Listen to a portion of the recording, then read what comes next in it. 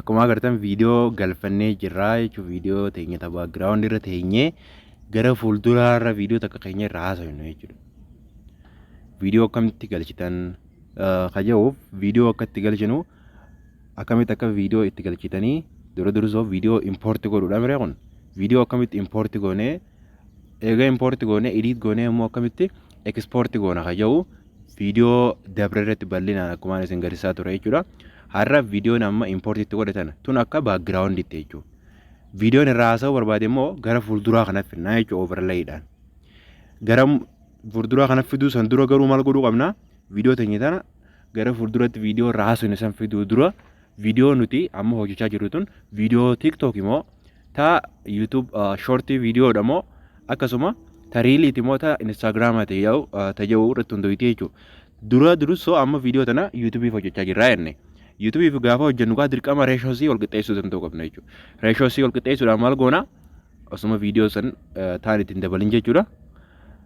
As harkistanii jechuu gara yaalaa kanarra aspect ratio iddoo itti ana tuqxan jechuudha. Aspect ratio kan itti kana gaafa tuqxan isiniif dhufa jechuudha. TikTokiif barbaaddan immoo akkasuma YouTubeif immoo Instagramaatiif immoo jee tokko tokkoon akkatti isiniif fida jechuudha. Kanaafuu YouTube barbaannee mire ratioon isaa 16:9 jechuudha.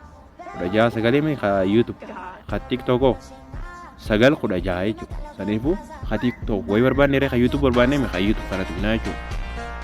Agartanii amma viidiyoon tun jalqaba gaafa waraabamtu ta TikTok fi waraabamte jechuudha. Saniifuu hanga tokko maal goone jechuudha gaafa qabnee as guddifne quba lamaan qabdaniitini akkanatti as dhiibdan jechuudha. Akkatti as dhiibdanii akkatti as dhiibdan gartanii amma gaafa akkatti as dhiibdanii akkatti as dhiibdan viidiyoon akkana taatee milaa amma reechi taatee jirti jechuudha. 16:9 taatee jirti. Saniifuu immoo viidiyoon tun mataa qofaan mul'ata jechuudha. Saniifuu kun goonirra wayyaadha jechuudha. Xiqqishoo achi deebisnee hanga tokko achi deebisnee jechuudha.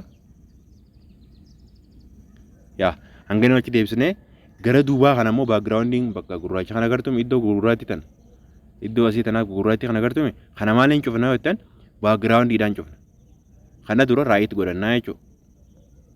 Right gara gadii kana right iddoo itti akka agartanii right mallattoo right ta qabdu as tuqxan. Sana booda osuma asirraan deemin hunoo background iddoo itti agartanii background iddoo itti tuqxanii jechuudha. Eegas booda imeejii gara duubaa galfachuu barbaanna moo kalarii si jijjiiruu barbaanna moo akkasuma bilarii godhuu barbaanna isiniin jette. Saniifuu nuti maal godhuu barbaanna jechuudha. Bilarii godhuu barbaanna jennu bilar keetu kana tuqnaa jechuudha. Eegas booda viidiyoo teenya gama gurraachaan kanaa fi gama asii kana agartanii waan dhufu laalaadha. No gara keetii kanarra gaafaan as tuqu agartanii viidiyoo mootii teenya gara akka background taatu godhe jechuudha. Reflect godhe jechuudha. Yoo bilarii ka godhuu barbaadan ta'e jechuudha akkana gootan jechuudha. Baay'ee bilariidha garuu gama duubaa yoo kana gamana kana gootan hanga tokko see'able ni mul'ata jechuudha. Viidiyoo gaafa itti bannu kana fakkaatti jechuudha. Viidiyoon tun akkuma agartan kunoo feestaalee yookaan agartanii kanatti yoo teessee bareeda yeete yaada garuu yoo bilarii kana goone yoo laallume bilarii kana goone laallu kana gootanis bareedaadha itti aanu kana gootanis bareeda garuu maaliif barreeffama waan hin qabaanneef jechuudha. Viidiyoon teenya tun barreeffama waan hin jirreef wanni nuti dura dhoksite nu rakkistu hin jirtu jechuudha. Saniifuu amma kana booda maal goone jechuudha. Maal goona asitti raayitii goona jechuudha. Raayit goone kana booda maal asirraa deebine jechuudha. Gara kana deebine gara kaamii dhayina jechuudha. Overlay viidiyoo ta'e tana dhayina jechuudha. Overlay iddoo tana tuqxanii jechuudha. Eegas booda add overlay iddoo tana tuqxanii jechuudha. Eetuunaa kana booda maal filattan jechuudha. Viidiyoo gara duubaa teenya akka irraa hin barbaanne san jedhami san tuqinaa jechuudha.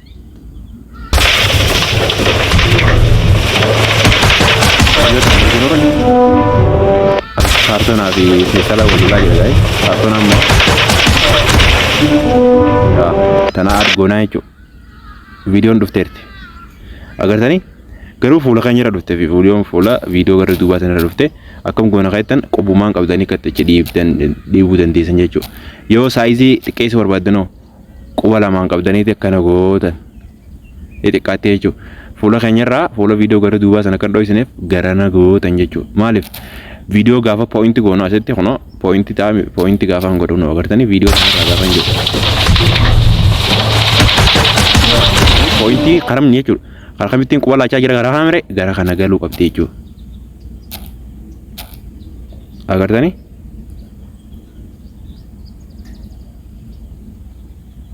Okay, akka bareedaa taatee jechuudha amma.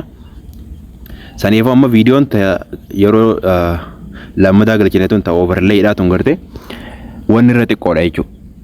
Viidiyoo teenyataa duraa waraabni irra xiqqoodha mire sakandii 6 fakkaata ta'an ammoo sakandii 28 yaa sakandii 28 saniif irra xiqqaadha. Ammallee kabiraa dabaluu dandeenya jechuudha asirratti yoo barbaadan viidiyoo overlay tanii ammallee itti dabaluu dandeessan jechuudha isuma kana jechuudha. Takkaawummaa kun gootan viidiyoon tanarra amma akkana jiraame sarara adii kana jiraame duplicated gootan. Duplicated isa argattan asiin as harkistan gama ilaa kanarra as harkistanii duplicate iddoo itti tanatu itanii lama isinii taate jechuudha. Agartanii ammallee asooftanii walqixa isin hin taane duplicate godha ammallee duplicate godha. Agartanii gara chokottee jechuudha. Ammallee maal goona duplicate goona walqixxeessuudha. Goona. Okay. Ammallee duplicate goona. Yaa ni dandeenya jechuudha barbaanne immoo kana booda dhaamsinee rakkoota kan qabu jechuudha. Yoo dogongoraan seentan dogongoraan kaseentan yoo ta'e fakkeenyaaf amma duplicate ka goone san dogongora yoo ta'e sarara asii kanatu itanii mire akkuma bal'inaan yeroo dabre ilaallate jechuudha. Kana fakkaate jechuudha. Ammoo sagaleen isiidhaa yoo ta duubaa sanirraa sagaleen nuti duubarraa asinu kanarraa ka isin dhooyisitu taate jechuudha. Sagalee isiitis akka irraa hirristan viidiyoo dabre keessa bal'inaan kaasnee turre gaay gaduma tuqxaniitini maal gootan volume iddoo itu tana dheeytanii jechuudha. Volume iddoo itu tana dheeytanii irra tuqxanii san booda volume irraa hirrisuu itti ta'uu dandeessanii jechuudha.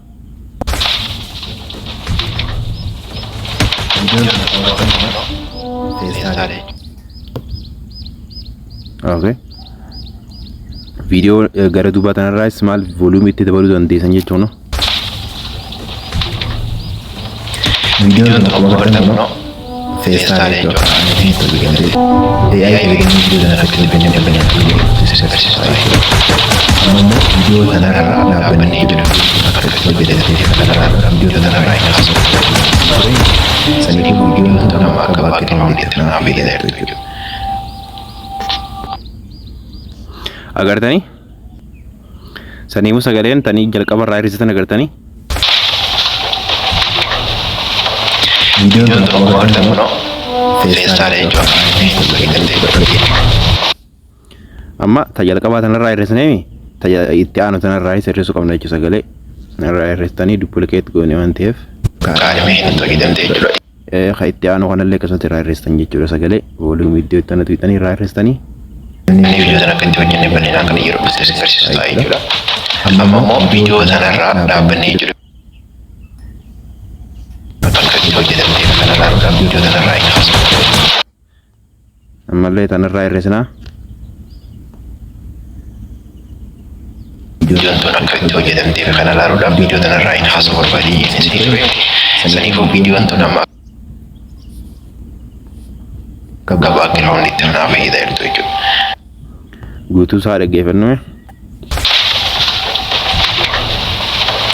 Videoon tokko barbaadamu feestaalee yookaan hin fayyadamte jechuudha. AI fayyadamne video sana kan hojjennee bal'inaan kan yeroo bisnis versi saya jechuudha. Amma mau video sanarraa dhaabbannee jiru videoon tun akka itti hojjetamteef kana laaluudhaan video sanarraa hin haasa'u barbaadee isin ture. Saniifuu videoon tun amma akka baakgiraawundiitti nama fayyada jechuudha.